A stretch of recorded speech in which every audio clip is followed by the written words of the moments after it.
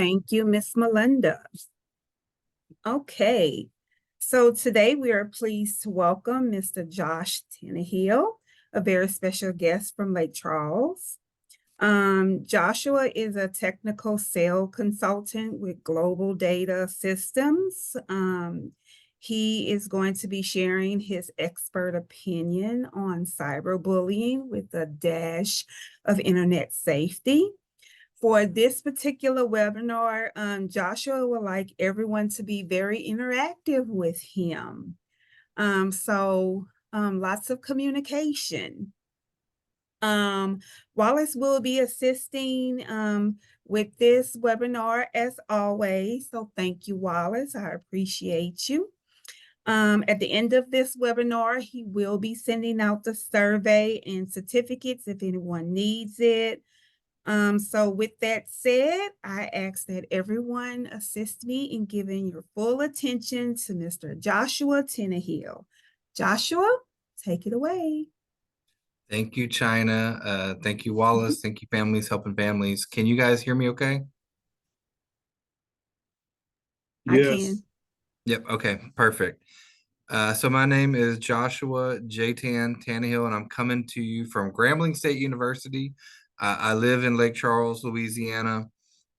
I've lived in Lake Charles for 14 years now, but I had a cybersecurity speaking engagement in Grambling today. And so the professor was kind enough to let me borrow his office so I could make sure I honor my commitment to China and Wallace and you guys. So are you seeing the screen with the cyberbullying slide? Yes, we can. Okay, we'll Yes. move on. So before I get into what is cyberbullying, I find it's important for the audience to kind of know who's talking and what do I know about the topic. So I retired from the Air Force with 21 years of service in 2019. I was the cybersecurity officer in charge of the entire state of Louisiana's cybersecurity department, with our mission was protecting our Air National Guard's critical assets from cyber attack, Russia, China, our adversaries. So I basically have been doing digital cybersecurity IT for about 27 years. I'm also the vice president of the Louisiana chapter of InfraGard, and InfraGard is a public-private partnership with the FBI to help protect critical infrastructure. I've worked at Department of Defense, Army, Air Force, DOD. I've worked in the state for insurance sector, and I've worked in the ISP communication sector, all doing cybersecurity and digital security. But my partnership with the FBI was pretty unique to this topic because I've got to partner with the FBI on cyber crimes, finding I'm an Iraq war veteran as well. I served in Iraq in 2005, and that was a proud moment of my career. But the proudest moment of my career was actually testifying in court in Arizona a few years ago for my job, my previous employer, CenturyLink, now Lumen. I managed their trust and safety team, and that was basically when there was cyberbullying or pedophilia, crimes against children, any cybercrime on our network. I got to be the internet police and kick our customers off for doing bad things. And I got to testify in court in Arizona, and my sworn testimony on the validity of our data that was used to pinpoint the child predator, my sworn testimony helped put a child predator in prison. So I've actually got real world experience with these types of things. So I guess that's kind of why I know a little bit about what I'm talking about, but I do not pretend to be a mental health expert or a child expert. My expertise is more in digital crimes, cybersecurity, IT of that nature, but I do work with law enforcement a lot over the years. One of my other points that I would like to get across is I'm a parent. My daughter is 22 years old, and She's graduate of McNeese State University in the medical lab science. She works at Christus St. Patrick. I'm very proud of her. But as a parent of growing a child through the digital age with Snapchat and social media and the internet, I've also got real world experience of worrying about these things as a parent, not just as a professional. And so, one of my biggest concerns as a father, as a girl dad, a father of a daughter, was if there was ever any nudes leaked, that is could be a form of cyber extortion, which is a form of bullying. So I made sure I spoke to my daughter. She that was not her part. She's very shy and introverted. That was not her type anyway to do that. And no judging if your kids do or what. That's not what this is about. But just educating them on those pictures, if they get sent out, that could lead to extortion, that could lead to bullying, that could lead to actual prison, because of that child sex abuse material. That's actually illegal to distribute. If you text a nude image of an underage child, even if you're the child yourself, that's a crime. So having these conversations, I've actually had these conversations with my child when she was underage. uh, that that brings some credibility to me as a speaker today. So I guess let's start with what is cyberbullying. And I'll be full disclosure. I was up late last night putting these slides together, and I used AI to help me, artificial intelligence. If you guys ever find yourself needing to put together a presentation, a PowerPoint slide, writing something, make sure you guys are tapping into the power of AI. In fact, a lot of all of this I got from AI. I asked my chat GPT, I was like, what is cyberbullying? And this is what it says. And then a lot of my content is taken from AI. But as the human, it was my responsibility to quality control the content. So I did read everything, and it all made sense based on my professional experience and my real world experience as a father. All this content really makes a lot of sense, and I feel like it's extremely good and important information to get out there. So before I dive in, I will pause for any questions already. Like China said, thank you for the intro, China. I want to keep this engaging. I want to answer audience questions. I want to make sure that we're getting the content. This is for you guys. This isn't for me. So any questions so far? Are you able to zoom in so we can see your text a little better on the screen? Because it's I can tiny try. looking. Yeah, if not, we'll email this out to everybody afterward and you'll get it where you can read it afterwards. Oh, that's much, much better. Oh, that's much, much better.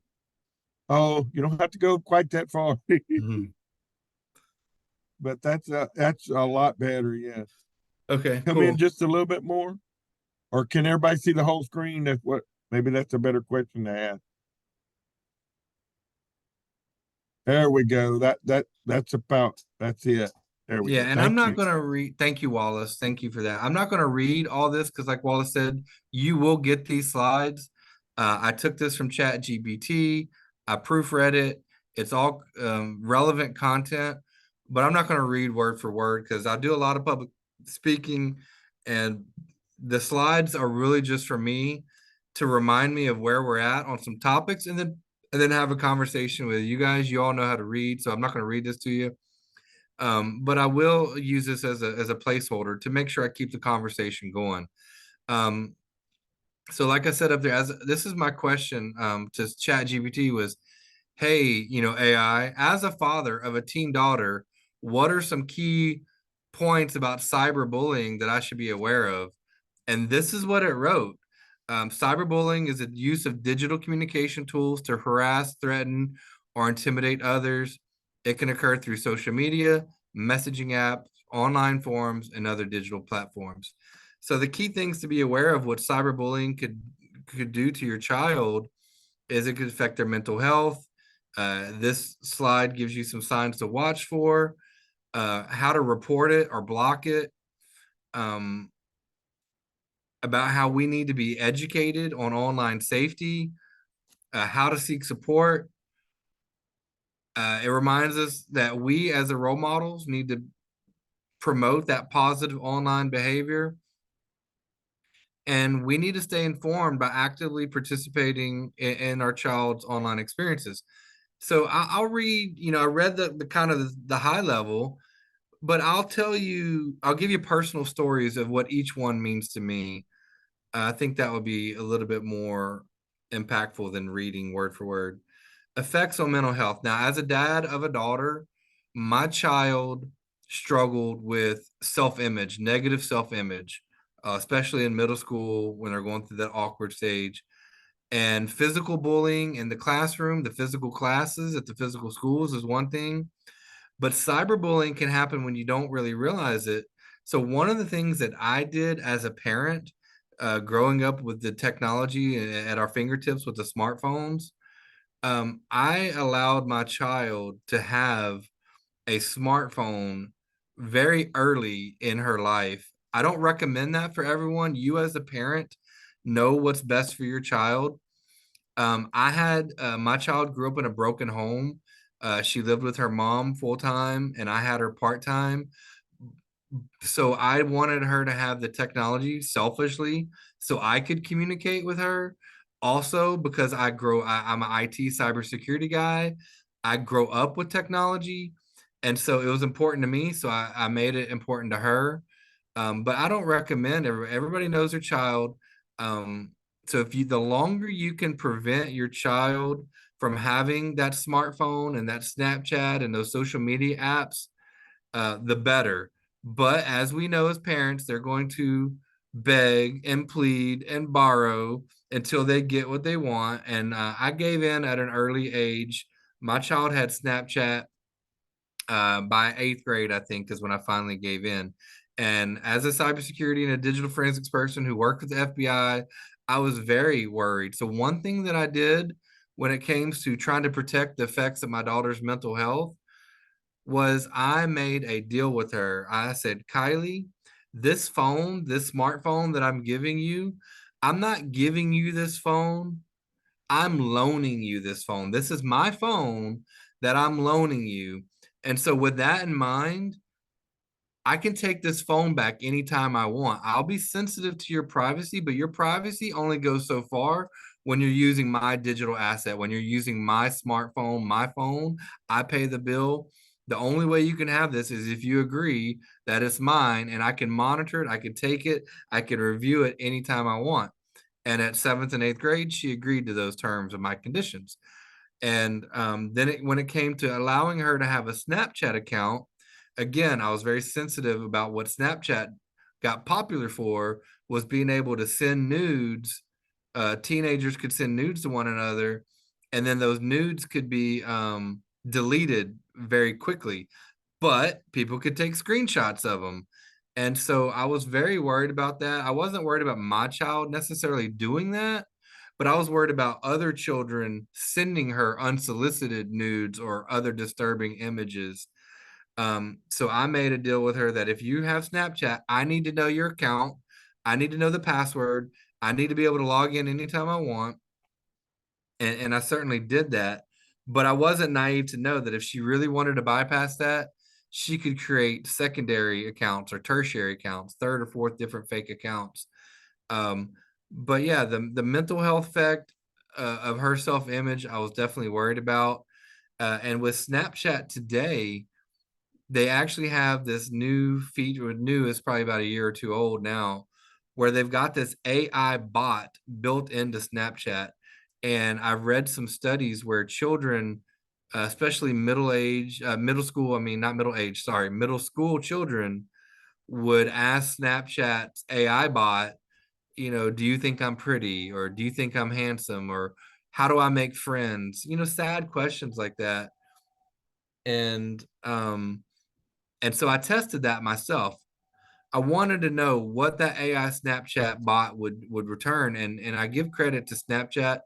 They did a pretty good job of giving some pretty clinical type of answers, like that you would be proud of, that you wouldn't necessarily want or worried that your child saw. Signs to watch out for. I didn't really have any issues with my kid. Luckily, knock on wood, that I know of, but reporting and blocking. Now, I did have these conversations to make sure my child knew how to report, to have those open conversations where she felt comfortable telling me. But this guide here is telling you document and harassment can help take actions against perpetrators. That's definitely some good advice. Educate and online safety. We're going to touch on this in more in depth in a minute, but I want to tell you at a high level, the thing that resonates with me about teaching my daughter online safety practices is I have a story to tell you about an issue I had with my child with her Snapchat. There's a feature on Snapchat. It's like the map feature where my child, anybody she was friends with, they could open that map part of Snapchat and see where she was, her location tracking at any time. And then anybody else that she was friends with, she could see where they were located at any time. And obviously, as a bad guy, if I'm targeting, if I'm a pedophile and I pretend to be her childhood friend and I get connected to her where I can see where she's at all times, I could use that to kidnap her. So I was very concerned about her geographic location tracking. So I told her to turn it off. I said, Kylie, remember, this is my phone, and this Snapchat account is only if you agree to my terms. You agreed. So I'm telling you, turn off the map tracking. She said, yes, sir. Actually, no, she didn't. She begged. She said, Dad, please, please. And I did not give in. I said, no, I'm a cybersecurity professional. I work with the FBI. I know what's out there. I'm telling you, turn it off. Otherwise, you lose your phone. So she finally reluctantly agreed. She turned off the map tracking. And then randomly, about a week later, because it's my phone that I loaned her, I took the phone back without her knowledge and I checked her map tracking and she had turned it back on without my permission. I was mad, y'all. So I grounded her. And to a teenager, she was probably about 14 at the time. The number one crime that I could commit against my teenager would be take her phone away, her communication away, and everything else she didn't care about. Or she would pretend that was her self-defense mechanism. Go ahead and ground me. I don't care. I like it in my room anyway. She would have excuses why the punishment didn't matter until I took that phone away. Then, oh boy, then she cared. And it's ironic, it's funny. The reason she cared wasn't a reason that I might think. The reason she cared about losing her phone was because Snapchat had this addictive tool part of there called Snapchat Streaks, where you would send a random picture to one of your friends each day. If you communicated one photo to them and they did one, that's day one. If you did it day two, you did day two. And you'd have a streak of how many days you could send a photo to your friend and they send it back. And sometimes her streaks would be up in the 40s, 50s, 60 days, 80, 90, 100 days. And so whenever she got grounded from her phone, she was so upset that she was going to lose her Snapchat streaks. I'm not making this up. But she violated my rule. I said no map. I don't want people to track where you are. She violated it. She lost her streaks. So that's just some things to be aware of. Seek support. School counselors, mental health professionals, they're out there. Positive online behavior, encourage. You got to lead by example. And so I tried to do that with my child. We're going to go ahead and move on to the next slide here. Before I do, I will pause for questions. Any questions in the Zoom land? I have a question. Yes, Ms. Jones. First of all, I know about the Snapchat streaks. My son, same thing. But the other question is there like a site that you can go to that will tell parents about other sites that's like about other sites that's not good, or a list of sites for parents to be able to go to be able to watch out for, or to be able to tell parents about that we could be able to kind of like almost like for a site for parents to be able to communicate with other parents on and be able to say, hey, these are some of the things you need to look out for, like how you're telling us about Snapchat, where we can go to a site and say, oh, on Snapchat, be careful of the location, or on Facebook, be careful of this, or keep an eye out on this particular thing. Is there a site where we can go and be able to, or Not that no? I'm aware of, China, but I can tell you the closest to that that I could think of is so my child grew up in Moss Bluff, so she went to Moss Bluff Elementary, Moss Bluff Middle, and Sam Houston High. And with that, each school, the middle school, the elementary and the middle had a parents page where parents could keep in track of what's going on at the school and stay in touch with each other over Facebook. And then when my child got to Sam Houston High School as a class of 2020, so that means she started what in 2017? Yeah. So in 2017, she began high school, and that type of parent page, Facebook group where parents could interact with other parents at the Mm-hmm. school, it did not exist. So I went up to Shannon Folks, the principal of Sam Houston High School, and I said, ma'am, do I have permission to start a Sam Houston High School parents page and support group so I can make sure I know my daughter's doing what she needs to do? I'm more nervous about high school than my kid is. And to Shannon Folks' credit, she gave me permission to start the Sam Houston High School parents page and support group. And in that group, she said one rule only, Josh. Don't let people bash the school or bash the teacher or the staff, because Sam Houston and a lot of high schools get a bad reputation for bullying or turning a blind eye to bullying.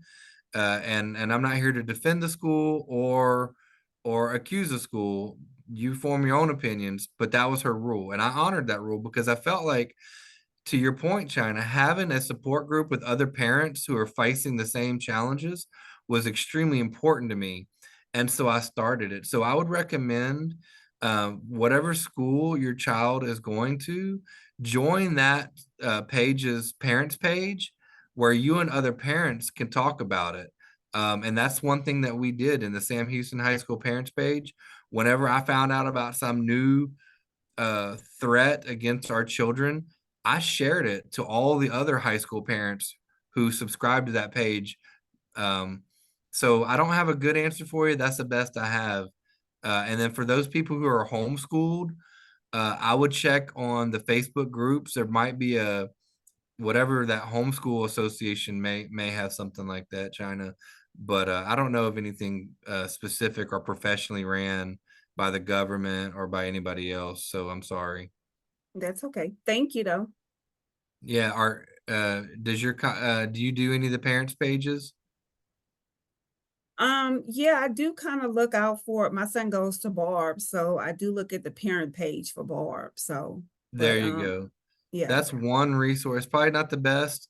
And maybe there's a need. Maybe you and I can get together and solve that need for the rest of the parents. I don't want to volunteer myself more work, but that definitely sounds like a good idea if it's not out there somewhere. yeah. Well, thank you. Yeah, you're welcome. Anything else? All right. I'll move on. So I'm aware. I've done some work with families helping families. That there's a lot of parents that have disabled. Excuse me. My friend Jody Odom taught me it's not disabled children; it's children with disabilities.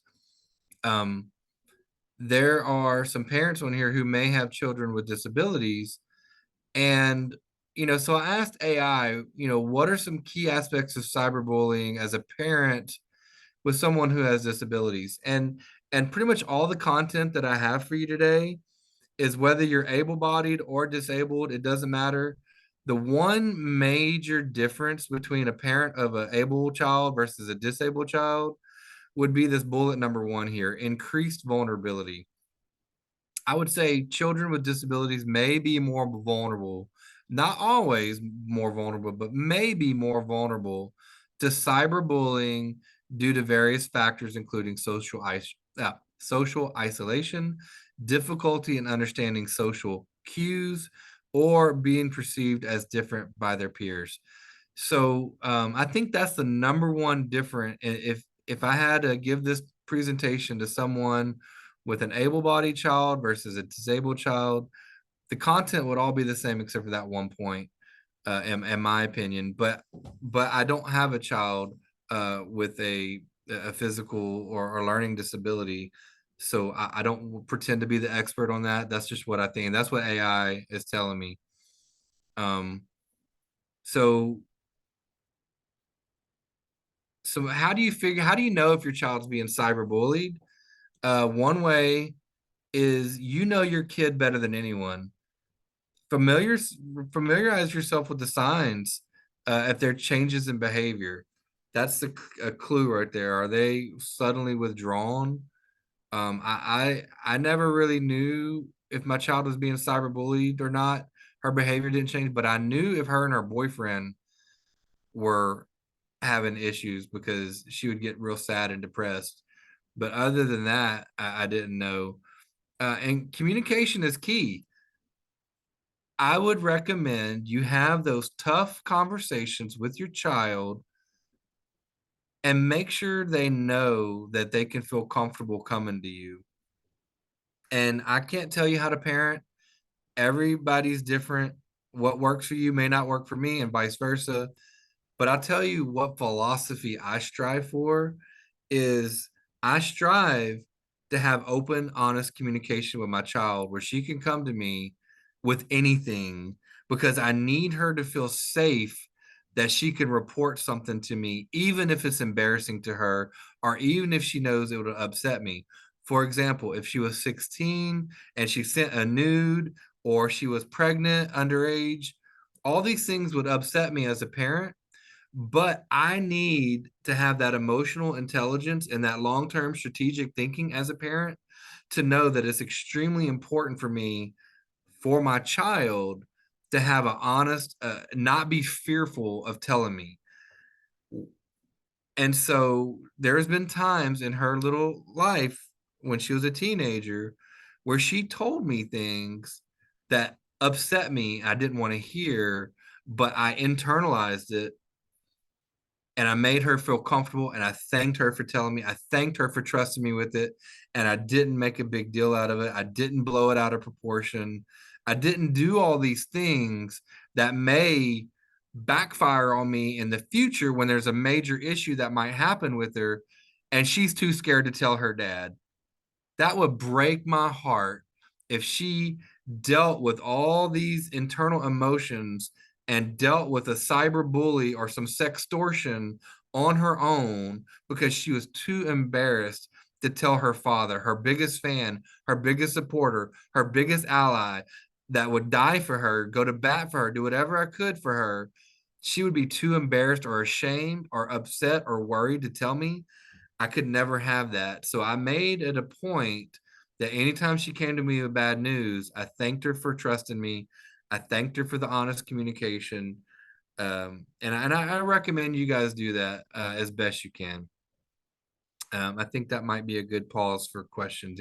Any comments or questions on that topic about communicating with your kid, even when they tell you bad news? Anybody got a success story?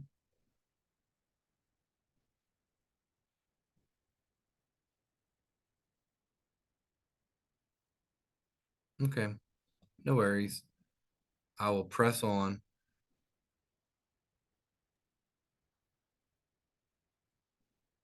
In the chat, there's a comment that says, tough stuff, but so true. Thanks for being transparent. And it I is right. It can be challenging or difficult.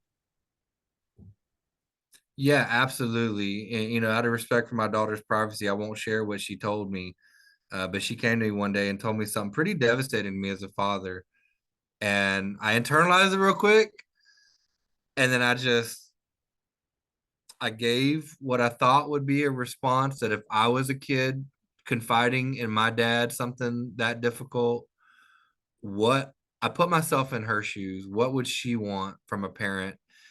And I did that to her face, but then behind her back, I cried. I called her mom. I worked it out with her, with my co-parent. Her mom and I are divorced, but we were good co-parents. And then, you know, cooler heads prevailed. But yeah, you got to think about the long-term effect. Oh, and another piece of advice I have for you guys on raising a child in this digital age, and I've been honored and blessed to be able to speak at the local Kiwanis Club event in Lake Charles. And I told them the same advice that I'm about to tell you guys. You know, when we were growing up, I'm 46 years old. So when I was growing up in the 80s, there weren't the same type of problems and challenges as a parent. My parents didn't have the same sort of problems, concerns raising me in the 80s as I did raising my kid in the 20 teens.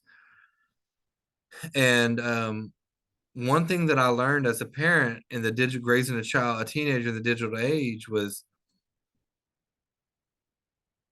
it was kind of my obligation. If I cared about my child, which I did, it was my obligation to follow up on her digital hygiene. I had to be nosy. I could not be lazy. If I got, and I don't want to insult, I don't mean to be insulted. If no one's following up on their kids' technology use, it doesn't mean you're lazy. But to me, it was a chore because I worked with digital technology and cybersecurity all day, every day. So to have to come home and then do digital stuff to follow up on my child and follow the breadcrumbs to see who she's talking to and what kind of messages, it was a chore and I didn't want to deal with it, but I had to because I knew the threats out there. I couldn't turn a blind eye to that threat. So I tell people at Kiwanis Club that it's kind of like our obligation to be those digital detectives in our child's life. We have to protect them because they don't know how to protect themselves yet. And I'm not speaking for all children. You may have some super smart kids who are so mature beyond their years. Like I said, one size does not fit all with these conversations. You know your child better than me, but my child, she was naive, she was innocent, she didn't know what she didn't know, and I needed to protect her. So I would spend the time taking her phone and looking through it, and it was a struggle at times. But this is, how did you get her to believe that whatever she told you would be okay? How old was she? A great question, and I'm sure I will tell you there were things I wasn't perfect at it. The answer is I just communicated with her kind of like what I just told you. I told her that I need her to be able to trust me down the road, so that I need her to feel comfortable telling me anything because I want to protect her and I can't protect her if I don't know what's going on. So it's kind of that I kind of said it that way. And I will tell you, Tina, it did not, those conversations did not come easy. She rolled her eyes. She thought she knew everything. And then one time she even said, Dad, I don't like it when you lecture me on things I already know, but you keep talking anyway. So, and I told her the truth. I said, Kylie, I have to tell you this. I have to get it off my chest. I have to say it from start to finish. I got to say the whole thing because if anything happens to you because of this topic, because I didn't go in depth and say everything I needed to say, I would never forgive myself. And so I just told her that. And the most recent time was when she was, I want to say 18 years old, was whenever she told me that she came to me with that news that, you know, I know she didn't want to tell me. But I'll tell you, when she was 16, there was a lot of things. Oh, here's some other advice for you guys. A lot of children, hopefully, if they don't have that one parent they can trust, hopefully they can trust both. But I can tell you with my child, she trusted me with certain things and she trusted her mom with certain things. And so I challenge you, if you're in a co-parent situation, whether you both live together in the same roof or you co-parent separately because you're divorced, make sure that you don't get jealous. Like in my situation, my child felt very comfortable telling her mom things that she didn't feel comfortable telling me. And she felt comfortable telling me things that she didn't feel comfortable telling her mom.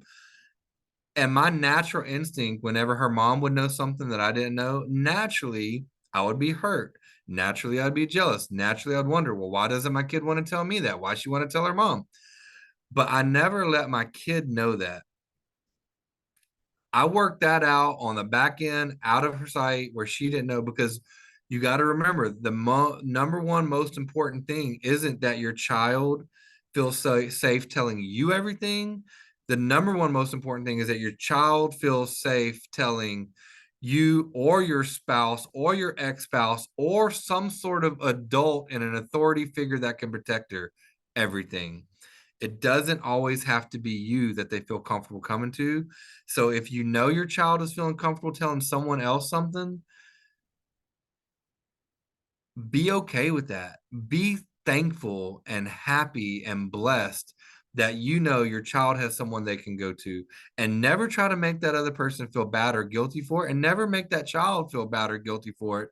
Because remember, at the end of the day, it's about raising our child to be successful, independent adults as best as we can. And a lot of times they have to have someone they're safe with. And let's face it, sometimes it's just not you on that particular subject. So that's another thing that I did, was I made sure my child knew that if she didn't feel comfortable coming to me, that I was okay with her going to her mom. As long as she felt comfortable going to one of us was more important than anything. Thank you, Mr. Wallace. All right, next. Build resiliency. Now, I don't have a lot of experience with this one, but it says empower your child working on building their self-esteem and resilience. Being different is okay. Oh, I do have something on this. When my child was in like 6th grade, there was a t-shirt that said, "You make fun of me because I'm different, and I make fun of you because you're all the same." And I just thought that was so powerful for my little girl to have. It did build some resilience with her. It was okay to be different. So have those conversations with your child. And this number 7, know the law and school policies, we're going to dive into that one in a minute. Professional help, role model positive behavior, community peer support. And this is what China was talking about earlier, this bullet number 10, community peer support. All right. So now I want to dive into Facebook privacy settings. This is that smattering of privacy and online safety. So I asked AI, ChatGPT, what are the, top 3 Facebook privacy settings that I need to be aware of? And remember, adults and old people like us, we use Facebook. Kids use Instagram and Snapchat. But I'm going to cover Facebook because some of the older kids are using Facebook too. But you as parents, remember, we talk about leading by example. Make sure you understand that the technology is changing. Social media is changing. Privacy settings are evolving. But the top 3 things to be aware of is, who can see my post? If I post this, is it public? Is it private to only my friends? Be very familiar with how to set the public and privacy settings of who sees your content. And if you do have it wide open to the public where anybody in the world can see that you're on vacation, be aware that you may get robbed, because everybody knows you're on a cruise and your house is wide open. So be cognizant of that type of content that you post, if you post it for the whole world. Profile information settings. Your profile contains a lot of personal information. And sometimes people's personal information, they gladly share it over social media, that some of the times it's their financial questions. Like, you ever see the Facebook quiz about how well do you know your mom? What's your mom's maiden name? Where was she born? And it's like all this sensitive information about your mother. Well, guess what? Some of that information that you're freely giving up on social media is the same question that you have as your private security question if you get locked out of your bank account and you need to reset your bank password. So now you just arm the criminals and adversaries with the same sensitive information. So be aware of what content you have out there on your profile. Timeline and tagging settings. Manage who can post on your timeline, see your post. Those are some situations you can control. I feel like that's a good stopping point for a question. I'll go back to the audience. Any questions so far? Any comments or concerns on any content we've covered thus far?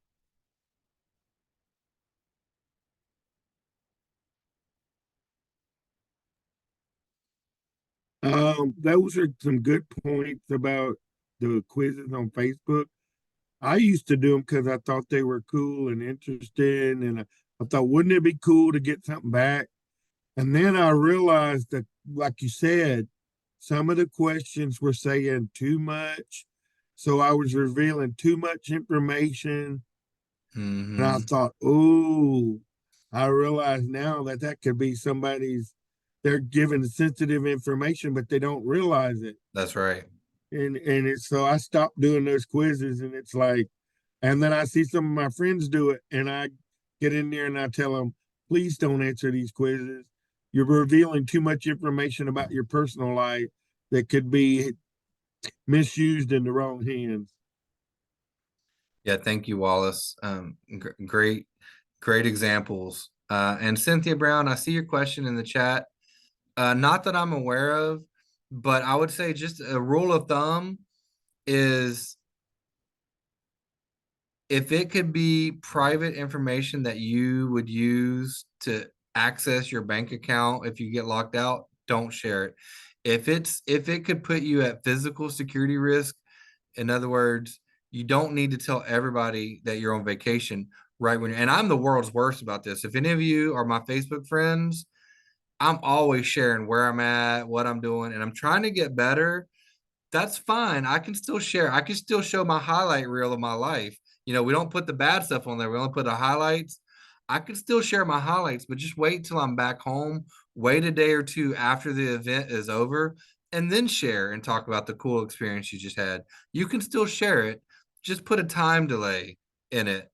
Um, but Cynthia, if you're familiar with AI or the Google search engine, you could probably ask your AI search engine or your Google search engine that question and find some good content to go by.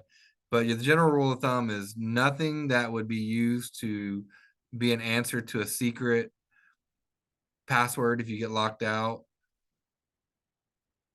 What is the purpose of Facebook hackers like when you see we're going to miss him, making it seem like someone died? So Julie, I don't exactly know that example, but I know sometimes people, let's say that you're a beautiful woman or a very handsome man, someone can steal your saying that Facebook photo that you shared out there, and they could create a brand new profile using your photo, pretending that they're the beautiful woman or the beautiful man, and try to copy your profile and pretend to be you. And what they're trying to do is they're trying to get your friends, that they're not really after you, they're after your friends, and they want your friends to think it's you. And then a lot of times it turns into a either a romance scam or which eventually leads to a financial scam. So a lot of these Facebook hackers, they're stealing identity and they're trying to get you to trust them. And then eventually they're going to want to get you off the platform, and they're going to want you to send them money, Cash App, or buy them gift cards and send them to them. So the ultimate answer is a financial fraud at the end of the day.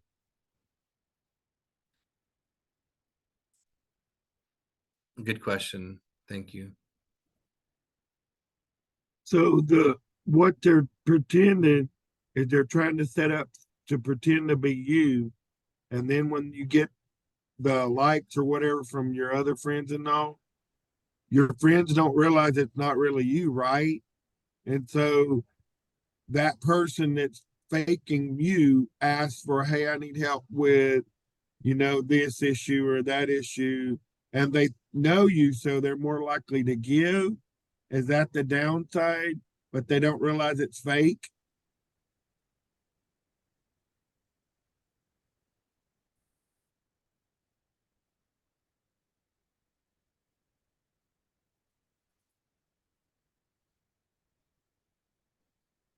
Yeah, was that a question, Wallace? Yes, I agree with you.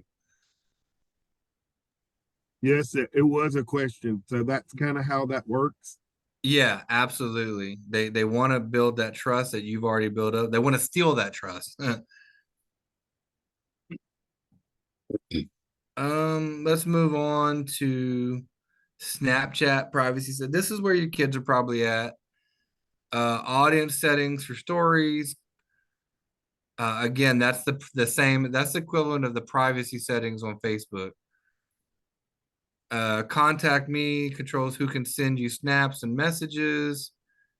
Location sharing. This number, remember my story about my kid? She was sharing her location so everybody could see her on the map. That Snapchat Snap Map feature, I made sure that was off. And remember, it's my phone, Kylie. If you don't want to honor my Snapchat rules, then give me my phone back. Simple as that. And another thing you guys can do if you don't want to take the whole phone is you can turn off the wireless, or you could change the router, the Wi-Fi password. That's some other things you could do. Or you could steal their charger and let their battery die, and then they can't charge the phone. That's kind of fun sometimes. All right, let's see what else. Parental controls. So I asked the AI chatbot, I said, hey, what are some of the top 3 parental controls, or the top parental controls I need to be aware of? Content filters. Clearly, you don't want your kids to be able to go to adult websites, or maybe casino, gaming, sports betting sites. Those are some things that you can buy, these web filters. Usage controls, monitoring tools, privacy management. Those are different things that you want to be aware of. And in a Google search of this will give you additional resources. This just gets you kind of pointed in the right direction. Some of the things you might want to consider. China, how are we on time? Are we ending at 2 o'clock? Yes, 2 o'clock. All right, let me skip past this, and parental controls continued. I really want to talk about legal, and then, yeah, here we go, and then I'll be done. I asked the chatbot AI, what are the Louisiana laws about cyberbullying we need to be aware of? And you, as a parent, you need to understand the legal aspects of cyberbullying, familiarize yourself with the school's policy on bullying and cyberbullying, and the state. So there's Louisiana laws actually that cover this. And again, I'm not going to read this all because China and Wallace will make sure you get these slides. But the important thing before I go is that there actually are laws on this. And one final point is there's something called swatting that you guys need to be aware of, because a lot of cyberbullying happens on the video games, those online gaming like Xbox and PlayStation. And there's a thing called swatting, where if your child makes the wrong person mad over an online video game, that person they just made mad could retaliate by calling the police department and lying and saying that the address that your kid lives at has a hostage terrorist situation with human sex trafficking, kidnapping, you name it, whatever lie they got to tell. And the police will send out the FBI SWAT unit. And this has actually happened, where a SWAT team shows up at the door, and then it escalated, and an innocent victim got shot and murdered by the SWAT team on accident. So these are laws. There's a lot of stuff going on in this space you need to be aware of. I'll end it right there. Thank you for your time. Thank you, China. Thank you, Wallace. Bye, everyone.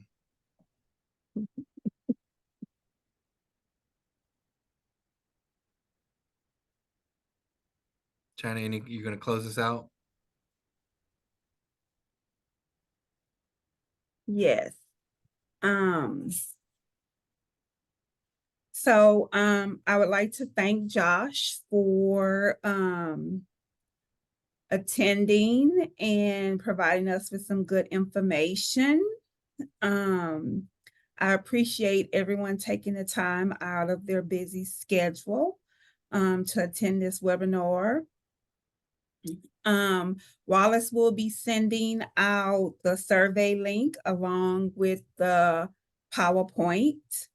We do have a listing on our Facebook page of some other webinars that we do have coming up for the rest of this month as well as next month. If you're interested, please see our Facebook and or our website.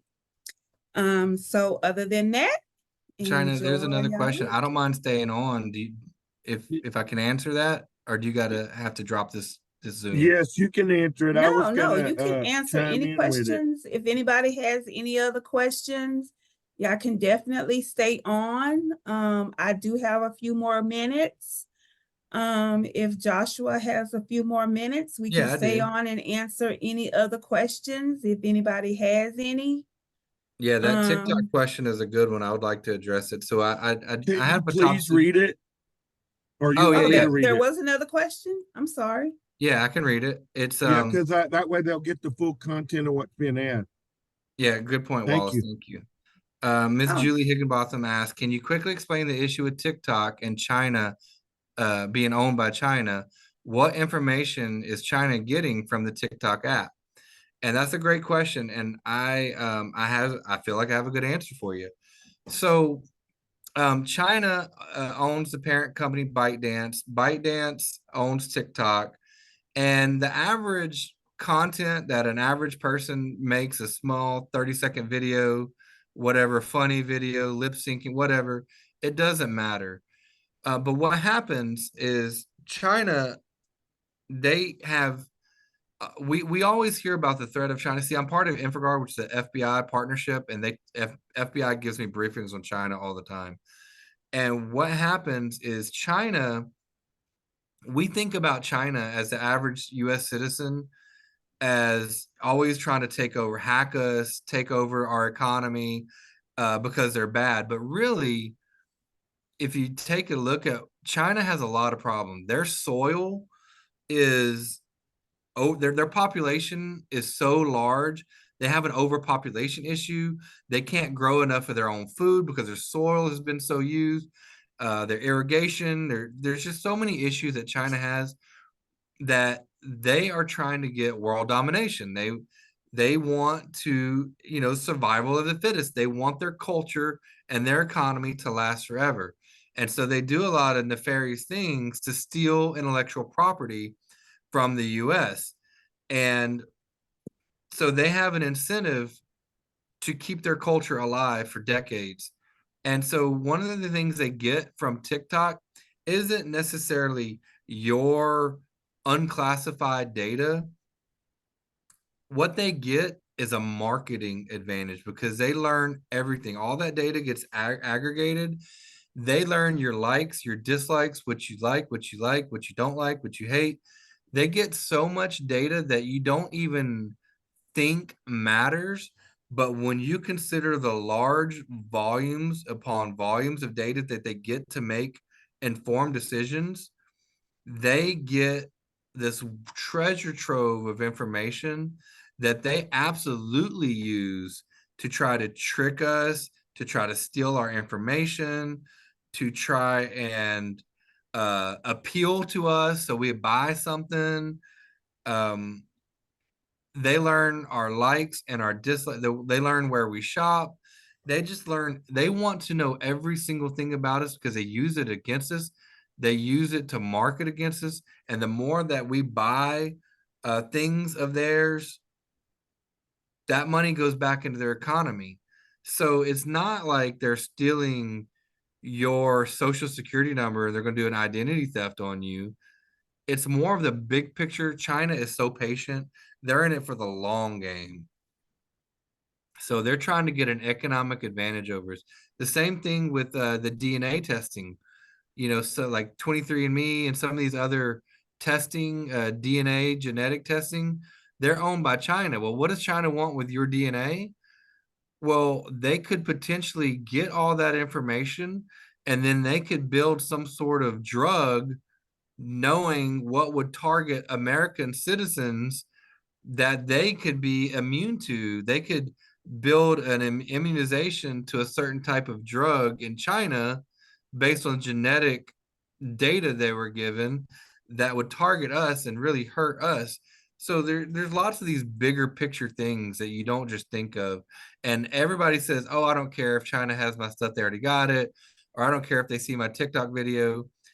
Yeah, that's small-minded thinking, short-term thinking, and I get it. In itself, by itself, does not help China. It's the bigger picture thinking when you think of all the megabits and megabytes and gigabits of data that China is getting on human American behavior that they're going to then turn and leverage against us when they need to. You're welcome, Julie. And Devlin, I don't know how to pronounce it. I don't have a cyberbullying part 2. I'm so sorry. Well, while I do have you on, I do have a question. You Sure. were talking about monitoring our kids' information and stuff while they're online. How often do you think we should check on that? Is that like every Yeah, 2 you weeks? know your kid better and you know their tendencies and for me, I felt comfortable about once a month, just kind of double checking. I would say a minimum once a month, even if you see no pattern of behavior that make you worried. Once a month check-in is best you can, but have that conversation about respecting their privacy. Especially the older they get, they want their independence and their privacy. But that's why I always say make them verbally sign that upfront contract. That computer is yours that you loan them. That phone is yours that they loan them. They cannot have a valid expectation of privacy using someone else's device. So have that conversation up front, and then when you go snooping on them later, it makes that conversation a little bit easier. But if you start seeing signs or symptoms of some changed behavior, you certainly want to have conversations with them and maybe do a little bit of extra monitoring, a little extra vigilance more frequently. Okay. And it's a pain in the butt. I know. I'm not going to say it's easy. After you work all day and then you cook dinner, now you really got to go spy on your kid to see what they're doing. I Yeah, know. it sucks, but it's there's cost of a parent. There's cost of doing business, and then there's cost of being a parent in the digital age. Yeah, very, very true. Very true. Okay, so do we have any other questions?